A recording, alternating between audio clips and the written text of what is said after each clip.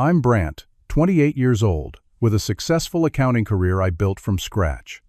My family always seemed picture perfect, celebrating every milestone together in our sprawling suburban home.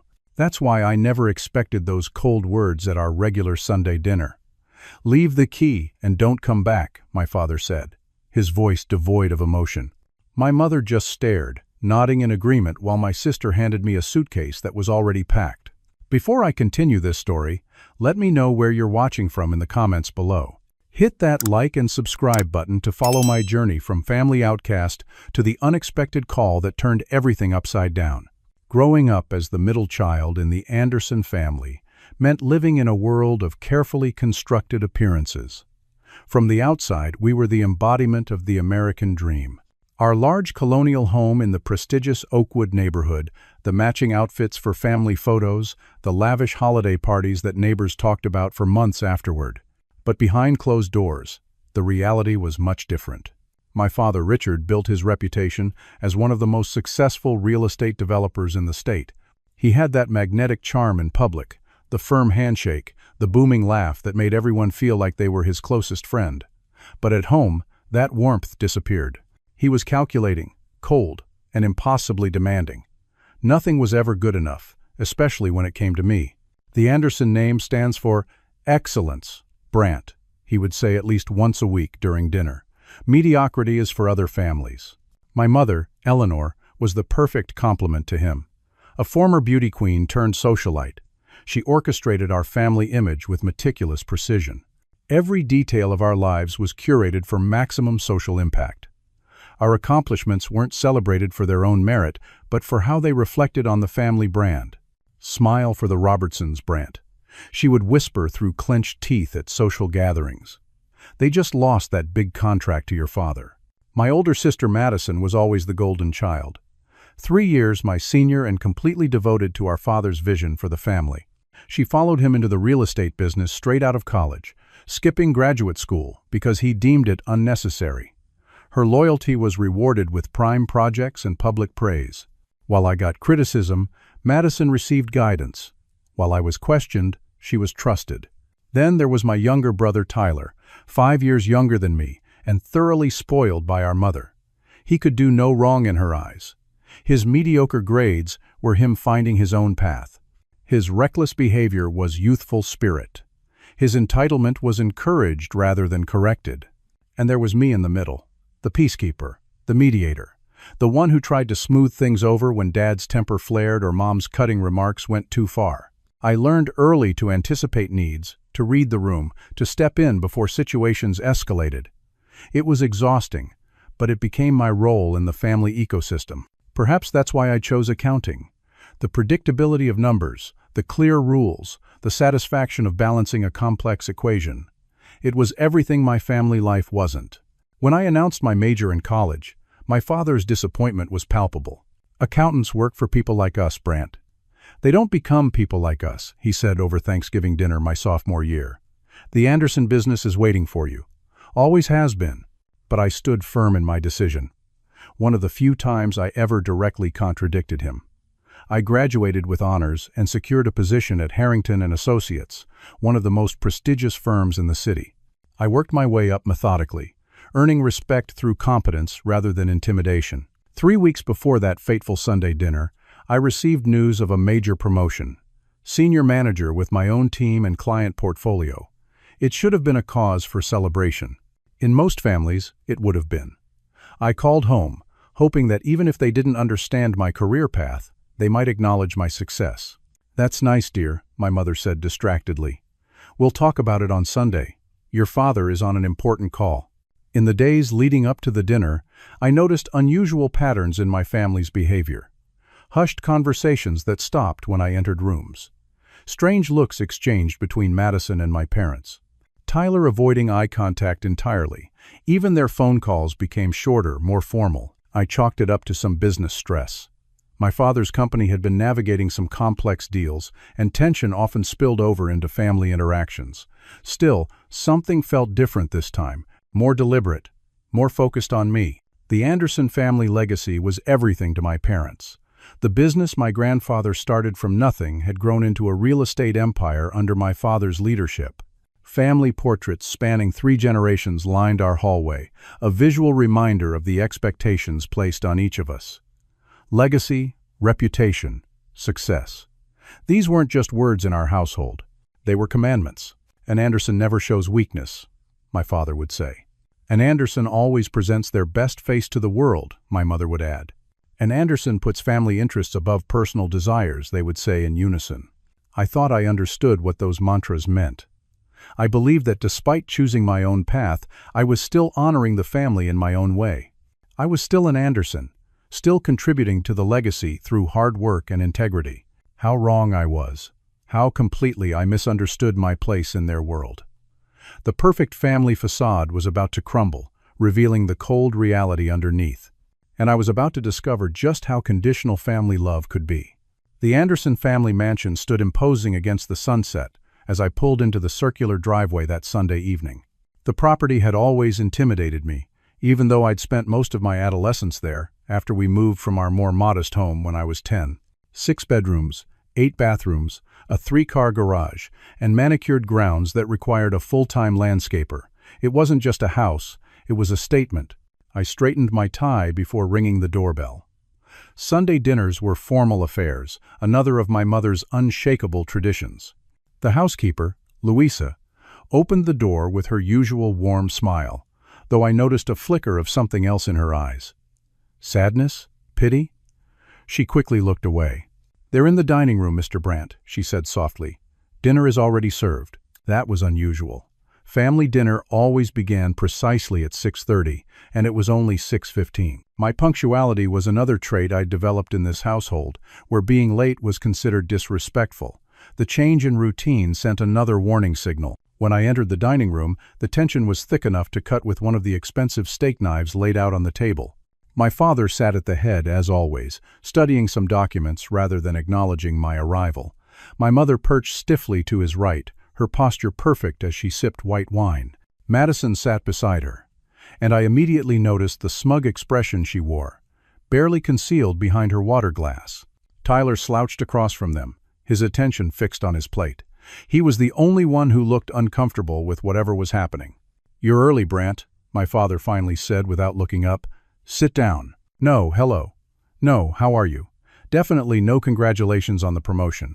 I took my usual seat beside Tyler, who shifted slightly away from me. The meal progressed in uncomfortable silence, interrupted only by the clink of silverware and terse requests to pass dishes. No one mentioned my promotion. No one asked about my week. The normal superficial family chat was conspicuously absent. After the main course, as Louisa cleared plates, my father finally set aside his documents and looked directly at me for the first time that evening. "We need to discuss some changes in the family business structure," he announced.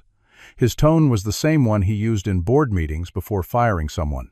I'd heard it once when I interned at his company during a college summer. "I've been restructuring the Anderson Holdings portfolio to streamline operations," he continued. "The board and I have made some difficult decisions for the future of the company." My mother nodded along, her face a mask of supportive devotion. Madison's smirk grew more pronounced. "As part of this restructuring," my father said, folding his hands on the table, "we've determined that certain elements need to be excised from the family business." The way he said excised, like cutting out a tumor, made my stomach clench. "I don't understand," I said. "What does this have to do with me? I don't even work for Anderson Holdings." "That's precisely the point," Madison interjected. "You've never contributed to the family business, yet you've benefited from the Anderson name your entire life." My father held up a hand to silence her, though his expression showed approval of her words. "The fact is, Brandt, we've carried you long enough. Your grandfather passed away 3 months ago, and certain matters have come to light that require us to make a clean break." Grandfather's death had been difficult for everyone. He was the family patriarch, the founder of everything the Andersons had. I'd been close to him in a way I never was with my father. He appreciated my precision, my integrity. He'd supported my decision to pursue accounting, even when my parents didn't. "What are you talking about?" I asked, genuine confusion in my voice. "Carried me? I've been financially independent since college. I haven't taken a dime from the family." "Don't be obtuse," my mother cut in. "The connections, the introductions, The Anderson name on your resume. You think you achieved anything on your own? Her words stung like a physical slap. I had worked incredibly hard, often putting in 80-hour weeks to prove myself on merit alone. Effective immediately, my father continued as if I hadn't spoken. You are removed from the family trust, all company holdings, and future inheritance considerations. The room seemed to tilt sideways. What? Why? Furthermore, he continued, sliding a document toward me. We need you to sign this, relinquishing any claims on family assets. I didn't reach for the paper. This doesn't make any sense. What's really going on here? That's when my father's composure cracked slightly, a flash of anger breaking through his businessman veneer. What's going on is that you're out, Brant. Leave the key and don't come back. My mother's cold stare bore into me as she nodded. This house was never yours. You were just a temporary occupant. I looked around the table in shock, my gaze landing on Madison, who reached beside her chair and lifted up a suitcase. My suitcase, already packed. We took the liberty of gathering your essential items, she said, her voice dripping with false concern. The rest will be donated. They had planned this entire evening. While I was at work, proud of my promotion and planning to share my success, they were packing my belongings and preparing to erase me from the family. You can't be serious, I said, looking desperately at each of them. Mom? Dad? What did I do? It's what you didn't do, my father replied coldly. You didn't earn your place.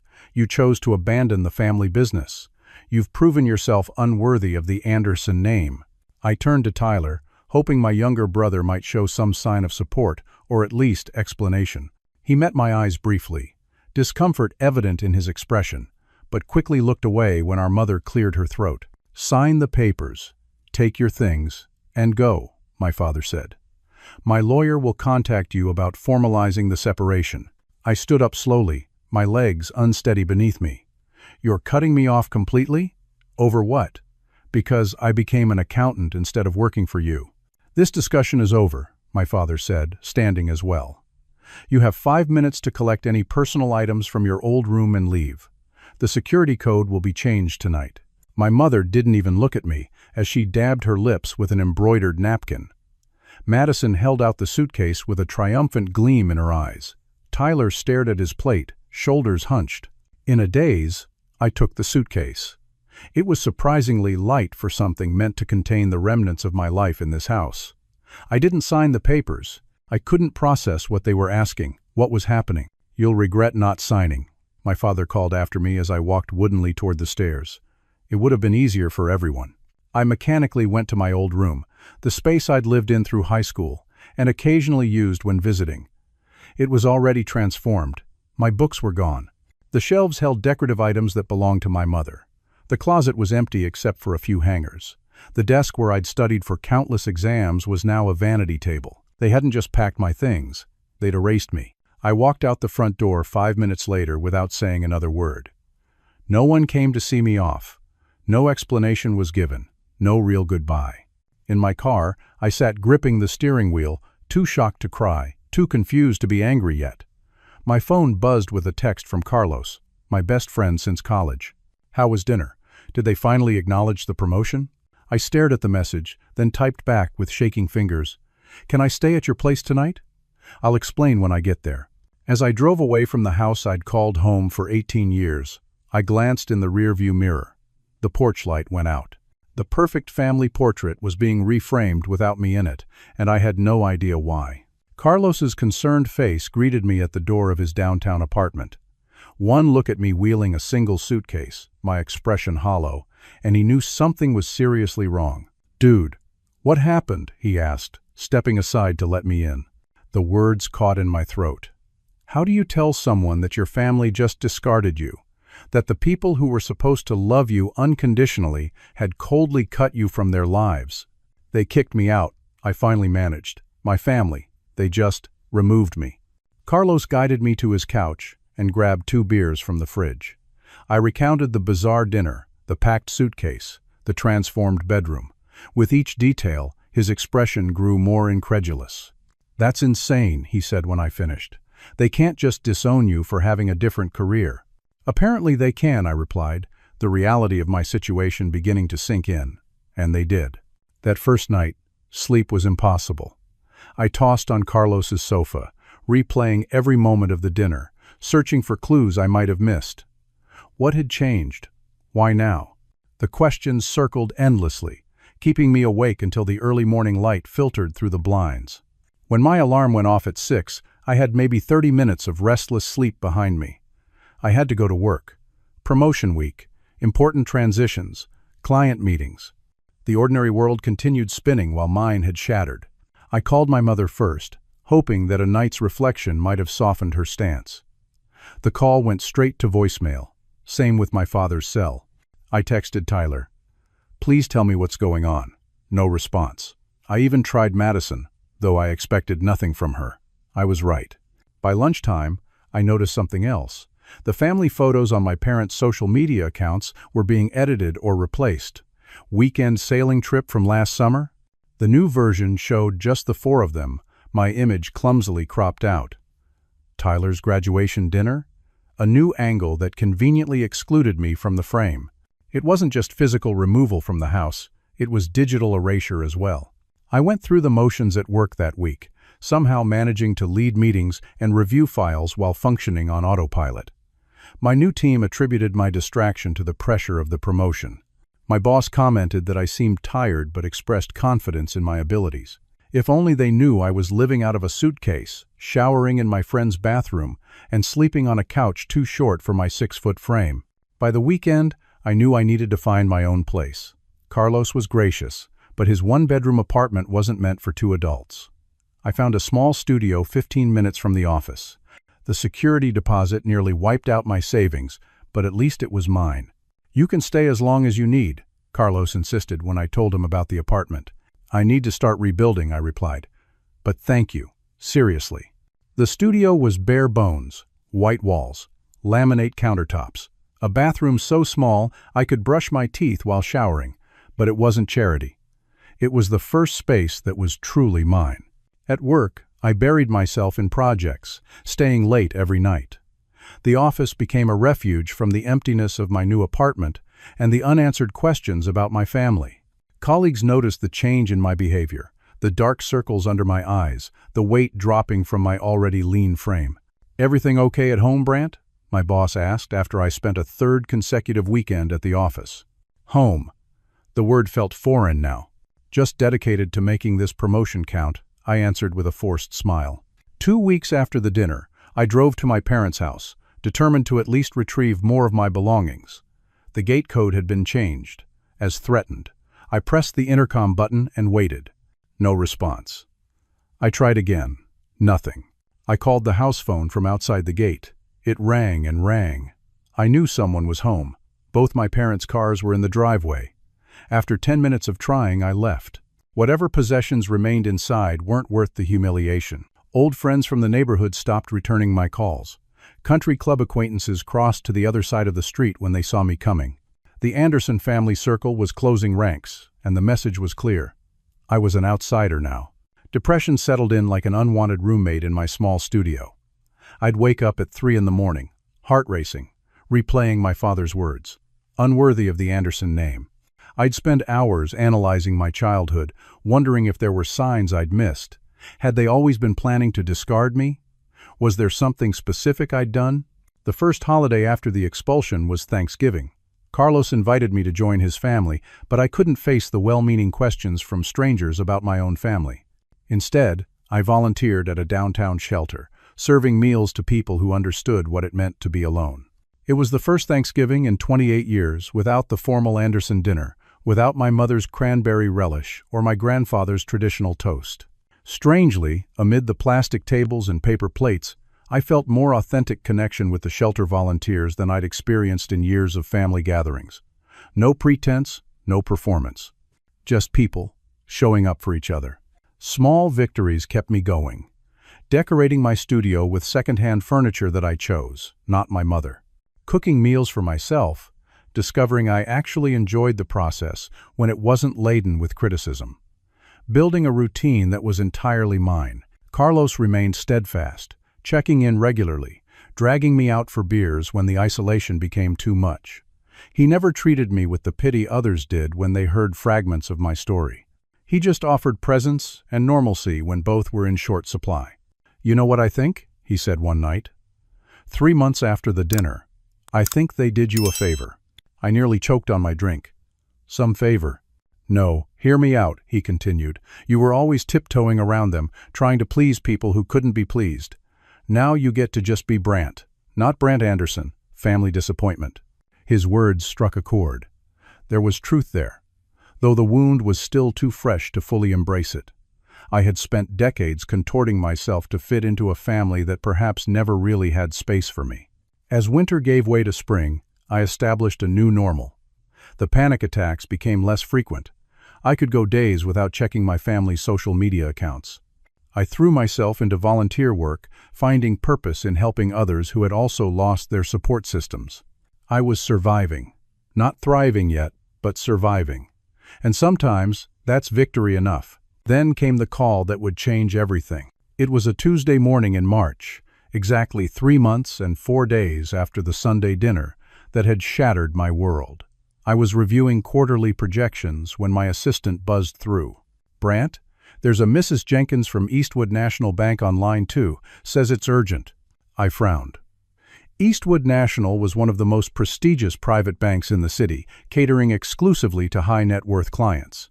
I had no accounts there, no business relationship of any kind. "This is Brant Anderson," I said, picking up the call. "Mr. Anderson, thank you for taking my call," a crisp, professional female voice responded. "I'm Victoria Jenkins, Senior Vice President of Private Banking at Eastwood National. We need to schedule an in-person meeting regarding some substantial family holdings that require your immediate attention." My heart rate quickened. Family holdings? Was this something to do with my parents? "I think there might be some confusion," I replied carefully. "I don't have any accounts with Eastwood National." "There's no confusion, Mr. Anderson," she said with quiet confidence. "This concerns your grandfather Theodore Anderson's estate and a trust in your name. We've been attempting to reach you through your family's contact information, but our calls have not been returned. It's rather urgent that we meet." My grandfather. The pieces started shifting in my mind, forming a pattern I couldn't quite make out yet. He had passed away 3 months before the family dinner. The timing couldn't be coincidental.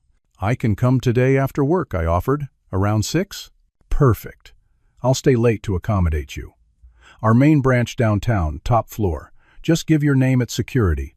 The rest of the workday passed in a blur of distraction. What could this possibly be about?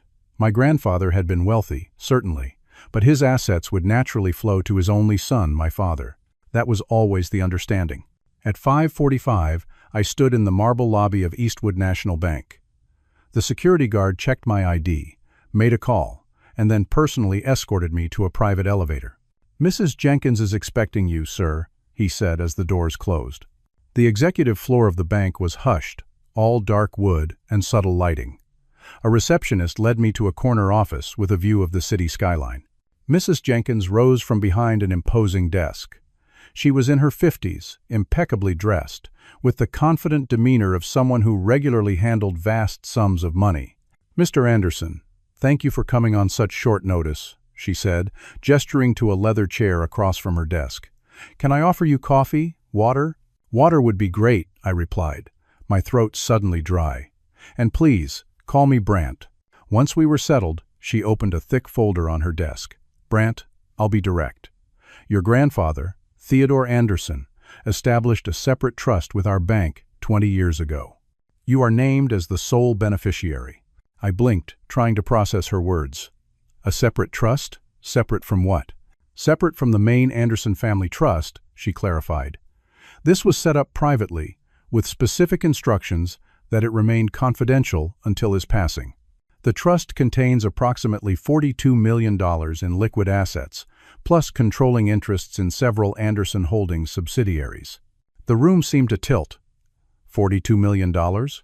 And controlling interests? She nodded. "Yes. Your grandfather structured it very specifically. These aren't minority stakes. They're controlling shares in key Anderson properties, including the original commercial buildings that formed the foundation of the company." My mind raced. This made no sense. Or rather, it was beginning to make too much sense. "When exactly was my grandfather's will executed?" I asked. "The day after his funeral," she replied. "Which is why I find it strange that you weren't informed immediately. As executor of this portion of the estate, I sent formal notification to your family home." She frowned slightly. "Your father acknowledged receipt personally. There it was, the missing piece." My father had known about this trust immediately after the funeral. He had known for 3 months before the Sunday dinner. "There's more," Mrs. Jenkins continued, pulling an envelope from the folder. "Your grandfather left this letter for you." With slightly trembling hands, I accepted the envelope. Inside was a single page of my grandfather's distinctive handwriting. "Dear Brant, if you're reading this, I've moved on to whatever comes next.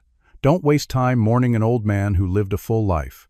I've watched you grow from a thoughtful boy into a man of integrity." While Richard focused on Madison's ambition and Eleanor doted on Tyler's charm, they missed the quiet strength you possess. I didn't. You chose your own path against considerable pressure. You built your career on merit, not nepotism. You maintained your principles when compromise would have been easier. The true Anderson legacy isn't about buildings or bank accounts. It's about character. You have it. Your father lost sight of it years ago. This trust gives you control not because you're my grandson, but because you've earned it. Use it wisely. Build something that matters. With pride, Grandfather Theodore. I read the letter twice, then looked up at Mrs. Jenkins, who was watching me with professional sympathy. "There's something else you should know," she said, her tone shifting slightly. "In the weeks following your grandfather's death, your father attempted to access this trust through various legal channels. When informed that he had no authority over these assets, he became difficult." "Difficult how?" "He threatened litigation, claimed clerical errors, even suggested your grandfather had been mentally incompetent when establishing the trust." She straightened some papers. None of these claims had merit, particularly as the trust was reviewed and reconfirmed by your grandfather annually, including 2 months before his death. Another puzzle piece clicked into place. The papers my father had tried to make me sign at dinner. They must have been an attempt to transfer the trust assets to him. "Mrs. Jenkins, have there been any unusual financial movements within Anderson Holdings recently?" I asked. She hesitated, professionalism warring with concern. "That would normally be confidential, but as you now hold controlling interest." She pulled out another document. "There have been several large cash transfers from the main corporate accounts to offshore entities in the past 2 months. Our compliance department flagged them as unusual." The final piece fell into place. My father needed cash. He'd discovered he couldn't access my grandfather's millions. He'd tried to get me to sign them away. When I left without signing, he'd resorted to moving corporate funds instead. "Mr. Anderson, Brant," Mrs. Jenkins said gently, "given these circumstances, the bank has concerns about potential financial impropriety. As the controlling shareholder of these companies, you may want to consider a thorough audit." I nodded slowly, the shock giving way to a strange clarity. My family hadn't rejected me because I was unworthy. They'd cut me off because I was the obstacle between them and the money they desperately wanted. "What do I need to do to formally accept this inheritance?" I asked. "Sign these documents," she said, sliding a folder toward me. "Unlike the papers your father wanted you to sign, these grant you access rather than relinquishing it." As I signed my name, I felt a strange mixture of vindication and lingering hurt. My grandfather had seen me clearly, had valued my choices, but the family I'd grown up with had been willing to discard me for money. The weight of $42 million and corporate control should have felt heavy, but instead it felt like freedom. For the first time in months, I could see a path forward. "Thank you for your persistence in finding me, Mrs. Jenkins," I said as we concluded the meeting. "Just doing my job," she replied with a small smile. "Though I must admit, it's satisfying to see your grandfather's wishes fulfilled. He spoke very highly of you." As I rode the elevator down to the lobby, my phone buzzed with a text message from an unknown number. I opened it to find a news alert someone had sent me. "SEC launches investigation into Anderson Holdings financial discrepancies." The game was changing, and for once, I wasn't just a pawn on the board. The morning after my meeting at Eastwood National, I woke to find 3 missed calls from Madison. No voicemails, just calls at 11:30 at night, midnight, and 2 in the morning. My father had called twice as well.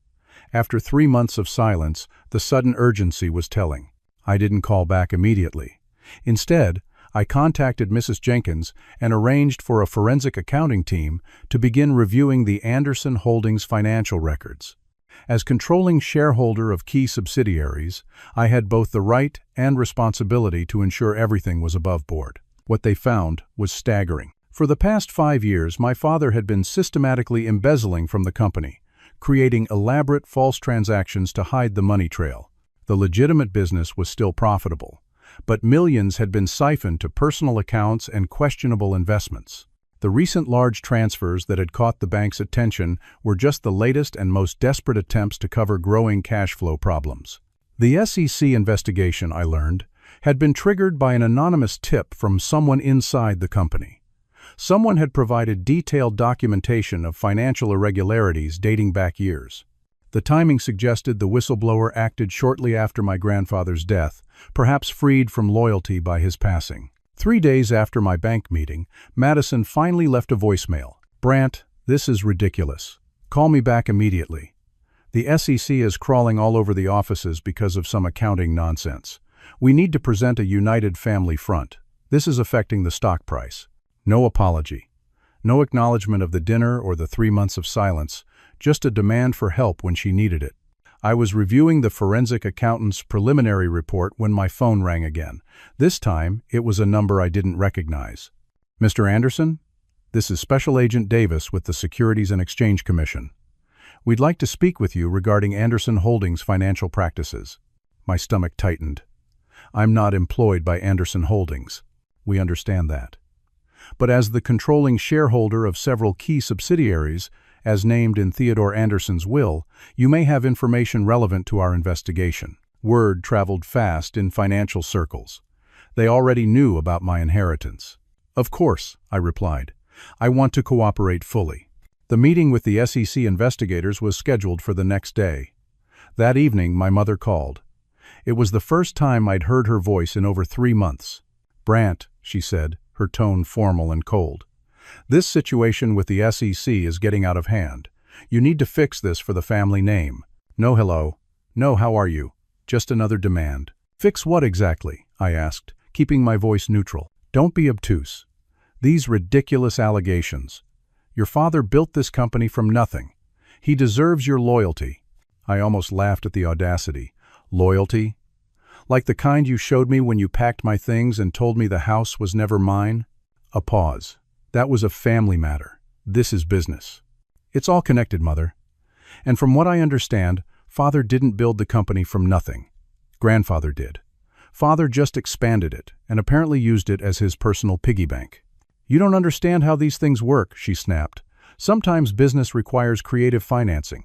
The SEC is making a mountain out of a molehill." "Then there's nothing to worry about," I replied evenly. "The truth will come out in the investigation. Be very careful about the choices you make now," she said, her voice dropping to a dangerous whisper. "Your father still has many friends in high places." After she hung up, I sat in my studio apartment, turning over her words. Threats now. They had moved from rejection to threats in the span of a single phone call.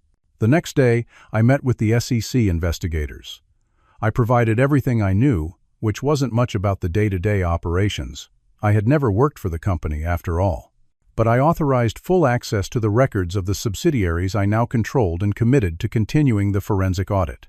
That evening, the story broke in the financial press. Anderson Holdings.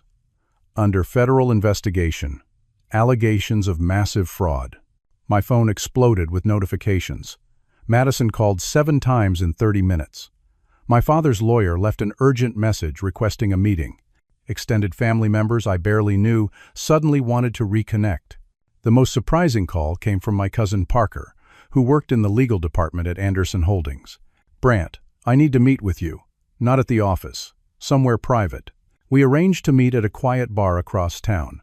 Parker arrived looking exhausted, with dark circles under his eyes and his normally immaculate suit wrinkled. "I've been reviewing internal documents for the SEC," he said after ordering a double scotch. "It's worse than they're saying publicly, much worse." "How bad?" I asked. "Your father has been falsifying records for years, using company funds for personal expenses, fabricating projects to justify cash movements." He took a long swallow of his drink. "But that's not all. He's been pressuring employees to lie, to backdate documents, to create false records. And my mother? Parker grimaced, fully aware. She's been using the company credit cards for personal shopping for years, disguising it as client entertainment or office furnishings. Hundreds of thousands of dollars. I wasn't surprised, but the confirmation still stung. There's more, Parker continued, lowering his voice. Your father knew about your grandfather's trust the day after the funeral. He tried to challenge it legally but was shut down. That's when things got desperate. The offshore transfers, the frantic covering of tracks. And the family dinner? My expulsion? Parker nodded grimly. He needed you to sign over your rights to the trust. When you left without signing, he went ballistic. I overheard him telling Madison that you'd regret your stubbornness. The pieces were fully assembled now. The perfect family image, the Anderson legacy, had all been built on fraud and deception. My parents hadn't just been cold, they'd been corrupt.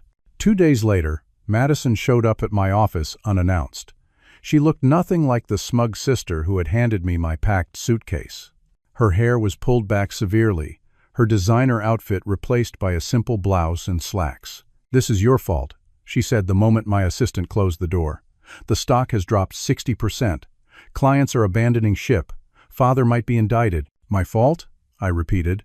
I didn't falsify financial records or embezzle from the company. You triggered this investigation. You're destroying everything our family built. I didn't trigger anything, Madison. The SEC received their tip months ago, before I even knew about grandfather's trust. I studied her closely. Unless you think I'm the anonymous whistleblower, which would be quite a feat considering I had no access to company records. She deflated slightly, sinking into a chair. This can't be happening. Everything we worked for, everything Father stole, you mean? Her eyes flashed. You never understood how business works. I'm an accountant, Madison. I understand exactly how business works, including which practices are illegal. For the first time, I saw fear break through her arrogant facade. What's going to happen? That depends on how extensive the fraud is and who participated. I leaned forward. Did you know? Were you involved? She looked away. I signed some documents Father asked me to. I didn't ask questions. You might want to get your own lawyer, I advised. One not connected to Father. After Madison left, I received a text from Tyler, the first communication from my younger brother since the dinner. Can we meet? Please, just us. We arranged to meet at a coffee shop near my apartment the next morning. Tyler arrived looking like he'd aged years in months. The carefree younger brother had been replaced by someone anxious and subdued. I didn't know, he blurted the moment he sat down, about any of it. The fraud, grandfather's trust, the plan to cut you off. I swear, Brant, I believed him. Tyler had never been included in the business side of family matters.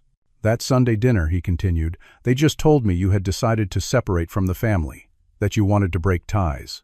I knew something felt wrong, but he trailed off, shame evident on his face. But you didn't speak up, I finished for him. He nodded miserably. I was a coward. By the time I realized what had really happened, they had convinced everyone you had betrayed the family somehow. And now? Now everything's falling apart. Father hardly leaves his study. Mother is planning trips to visit friends overseas. Madison is in panic mode. He looked up at me, his eyes pleading. I'm sorry, Brant. I should have called you months ago. It was the first genuine apology from anyone in my family. The sincerity of it cracked something open inside me. I appreciate that, Tyler. What are you going to do? He asked. About the investigation? It was the question I had been wrestling with since the SEC called.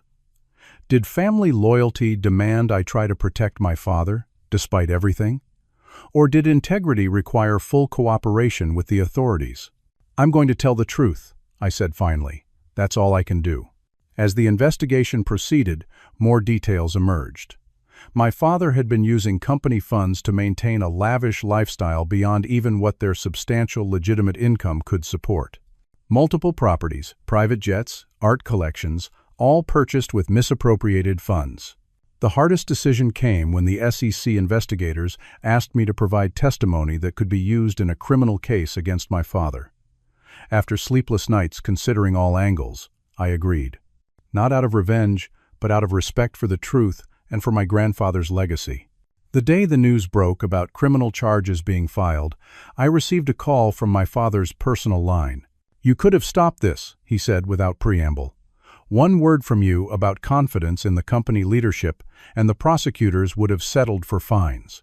"That would have been a lie," I replied. "And there have been enough lies in this family." A long pause. Then, "You never understood what it takes to build something meaningful in this world." "Maybe not," I conceded.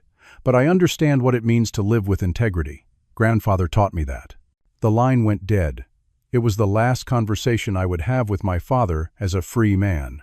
A week later, he was arrested on multiple fraud charges. The image of Richard Anderson in handcuffs splashed across the business section of every major newspaper. As the family business imploded under the weight of scandal and investigation, I faced a moral crossroads that would define the next chapter of my life. The empire built on deception was crumbling, but perhaps something authentic could rise from the ruins. 6 months after learning about my grandfather's trust, I stood in the empty conference room of what had once been the crown jewel of Anderson Holdings. The expansive views of the city skyline remained impressive, but the energy of the space had changed. Gone were the intimidating portraits of past Anderson patriarchs. Gone was the oppressive dark wood and leather that my father had favored. In their place, glass and light, transparency in both design and intention. With the guidance of financial advisors and an ethical business consultant, I had used a portion of my inheritance to establish Integrity Capital, an investment firm focused on supporting businesses with strong ethical foundations. Our mission statement, framed on the wall where my grandfather's portrait once hung, was simple: building value through values. The irony wasn't lost on me. The name Anderson had once opened doors throughout the business world. Now it was associated with one of the biggest corporate fraud cases in the state's history. But instead of hiding from the connection, I embraced it. Every interview, every client meeting, began with acknowledgement of the past and a commitment to a different future. We learn from history, I would say, or we're doomed to repeat it. In the wake of Anderson Holdings' collapse, hundreds of employees faced uncertain futures. Many were innocent participants in my father's schemes, people who had mortgages to pay and families to support. One of my first actions with Integrity Capital was to hire as many of these employees as possible, focusing on those with specialized skills and clean records. "Why would you help us?" asked Janet, a former financial analyst from Anderson Holdings, during her interview. "After what your family did to you?" "You're not my family," I replied simply. "You're talented professionals who deserve a fresh start." Building a new company from the ashes of scandal wasn't easy. Some potential clients wanted nothing to do with anyone bearing the Anderson name. Others were morbidly curious, more interested in gossip about my father's case than in legitimate business opportunities. Finding the right partners required patience and perseverance. 4 months into the new venture, as we began to gain traction with our first major clients, I received a call I never expected. "Mr. Anderson? This is the warden at Federal Correctional Institution, Oakdale. Your father has requested a meeting." My father, once the epitome of business success in our community, was now serving a 15-year sentence for securities fraud, embezzlement, and tax evasion. The trial had been swift and devastating, with former colleagues and business partners lining up to testify against him once the extent of his deception became clear. I agreed to the visit, not out of family obligation but from a need for closure. The prison visiting room was a stark contrast to the luxurious environments where I had previously encountered my father. His designer suits replaced by khaki prison garb, his commanding presence diminished by institutional surroundings. "You look well," he said as I sat across from him, a plastic table between us. "I am well," I replied neutrally. "I hear you've started your own firm." His tone was difficult to read, somewhere between accusation and grudging respect. "Yes. Integrity Capital." A flicker of something crossed his face. Subtle. Not trying to be subtle, just honest. He leaned forward slightly. "I've had time to think in here, about mistakes made." For a moment, I thought perhaps prison had genuinely changed him, that this might be the beginning of a real apology. "The biggest mistake was underestimating you," he continued. "I should have found a way to bring you into the fold, to control the situation better. Your grandfather always said you were smart. I should have listened." And there it was. Not remorse for his actions, but regret that his manipulation had failed. "That's what you took from all this?" I asked. That you should have been more effective at corrupting me, too? He sat back, studying me with cold calculation. Family is about loyalty, Brant, something you never understood. No, Father. Family is about love. Loyalty follows love, not the other way around. His expression hardened. I need your help. My appeals process. No, I cut him off. I didn't come here to discuss legal strategies. I came to say goodbye. Dramatic as always, he scoffed. You can't just cut off your family. The irony of his statement hung in the air between us. I'm not cutting off family, I replied, standing to leave. I'm choosing what family means to me now. That visit provided the closure I needed. I walked out of the prison with a lightness I hadn't expected. The weight of seeking paternal approval finally lifted from my shoulders. 2 weeks later, my mother reached out through her lawyer. The family assets had been frozen during the investigation. The mansion was in foreclosure. Her social standing had evaporated overnight. She was, for the first time in her adult life, facing financial insecurity. Mrs. Anderson would like to discuss her situation, the lawyer said delicately. She believes that as family, you might be in a position to assist. I'll meet with her, I agreed. But I make no promises. We met at a quiet restaurant downtown. My mother had always been meticulous about her appearance, and even in reduced circumstances, she maintained that standard. But there was a brittleness to her now, a fragility that had never been there before. The country club revoked my membership, she said after ordering a glass of wine. 30 years, and they sent a form letter. I said nothing, waiting for her to continue. Your father assured me everything was perfectly legal, she went on. I never questioned the details. But you enjoyed the benefits, I noted. She didn't deny it. I filed for divorce. The lawyers think it might help protect what assets remain. Again, no remorse for the fraud, just strategic planning to minimize consequences. What do you want from me, Mother? She set down her wine glass carefully. I need somewhere to live, an allowance until the divorce settlement, perhaps a position at your new company, something suitable for someone with my social connections. And why would I do that? Because despite everything, I'm still your mother. I studied her face, looking for any sign of the maternal love that should accompany such a statement. I found none. I'll help you find an apartment, I said finally, a modest one, and provide a basic living stipend. But there will be no position at my company, and the support is conditional on you seeking therapy. Therapy? She repeated, as if I'd suggested she take up exotic dancing. Yes, to understand your role in all this, to build a healthier relationship with your children and with yourself. She didn't like it, but with few options remaining, she eventually agreed.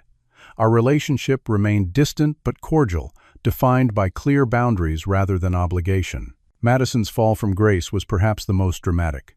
As vice president of operations at Anderson Holdings, she had been more directly involved in the fraudulent activities than anyone except my father.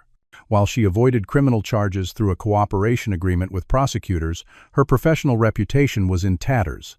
6 months after the company's collapse, she appeared at my office, requesting a meeting. Gone was the designer wardrobe and imperious attitude. This Madison was subdued, humbled by circumstance. I need a job, she said bluntly after declining coffee.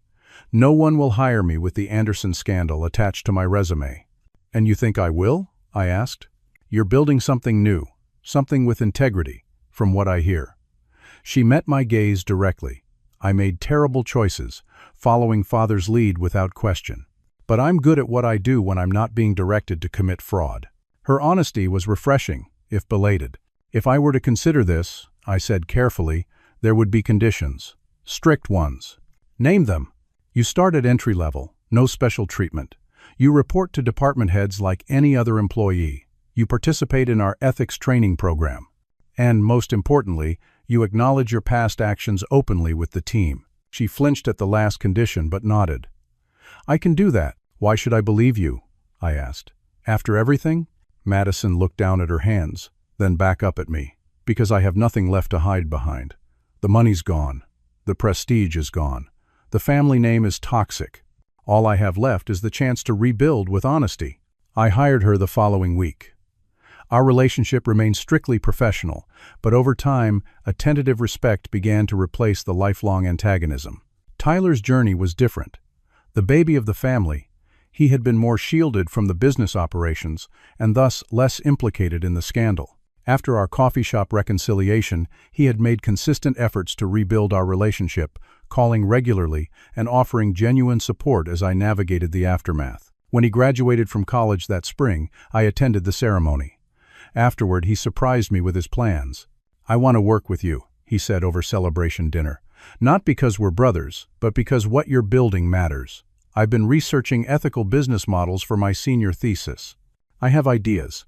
Unlike with Madison, I had no reservations about Tyler's sincerity. He had been manipulated by our parents as much as I had, just in different ways. "We'll start you in the research department," I told him. "You'll need to earn your way up." He grinned. Wouldn't have it any other way. Working with Tyler helped heal some of the family wounds. He brought energy and fresh perspectives to the company, challenging me when needed and supporting me consistently.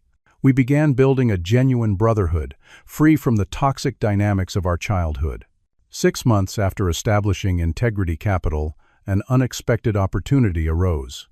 The Anderson family mansion, our childhood home, was being auctioned to satisfy creditors. The prospect of returning to the site of so much manipulation and pain should have been unappealing. Yet something pulled me to the auction. "Are you sure about this?" Carlos asked as we toured the property before bidding began. "This place holds a lot of bad memories." The house stood empty, the expensive furnishings sold off, the family portraits removed. Without the trappings of Anderson wealth, it was just a structure, walls and floors and windows, space that could be redefined. "I'm not buying back the past," I explained. "I'm reclaiming the space." I purchased the mansion for significantly less than its pre-scandal value. Rather than moving back in, I donated it to a foundation supporting youth aging out of foster care, providing transitional housing and career training for young adults without family support. The irony was perfect. A house built on fraud and family rejection transformed into a home for those building new beginnings without family privilege.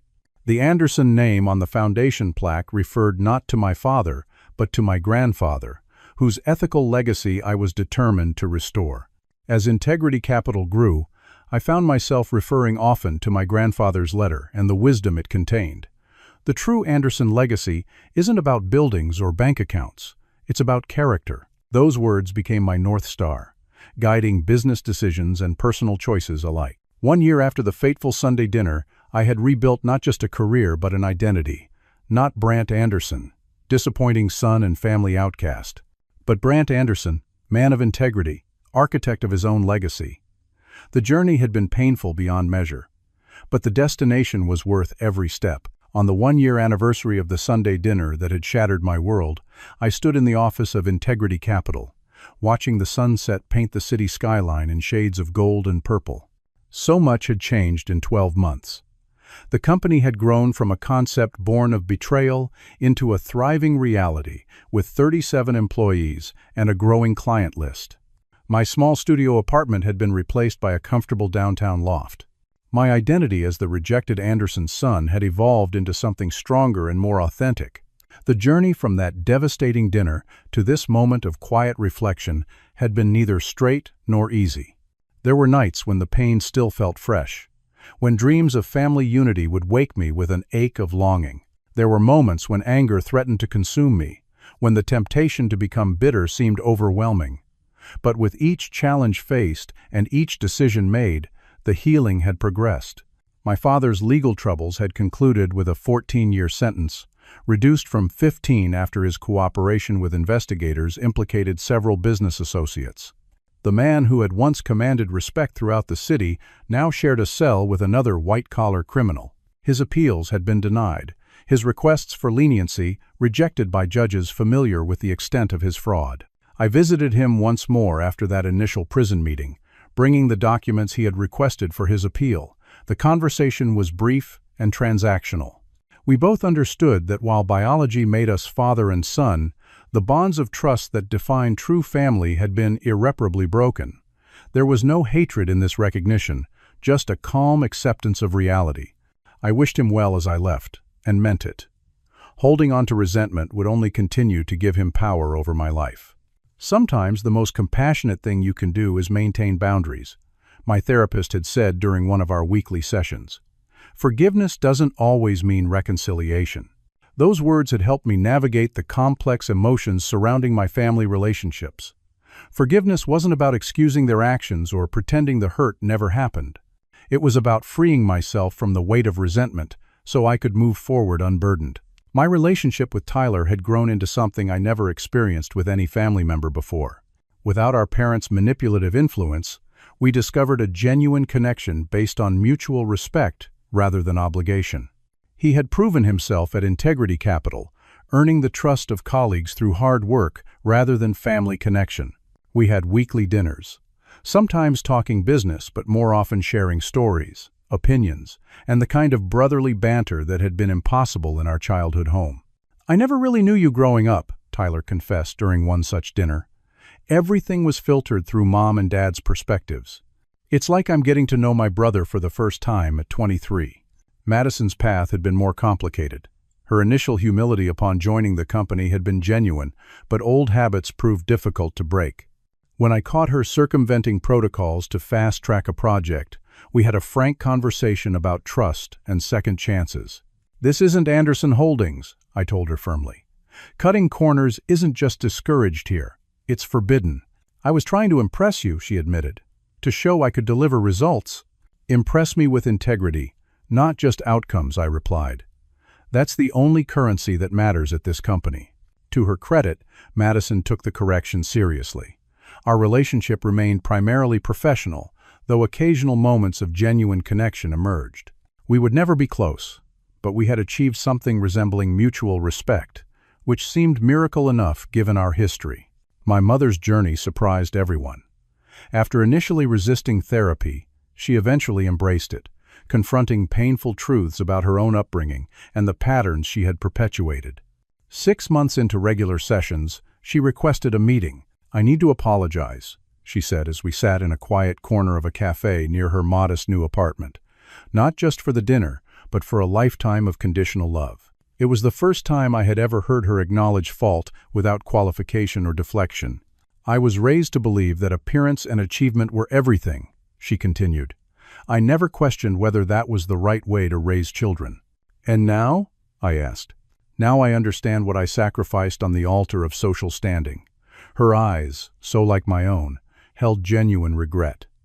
"I lost the opportunity to know my children as people rather than extensions of myself."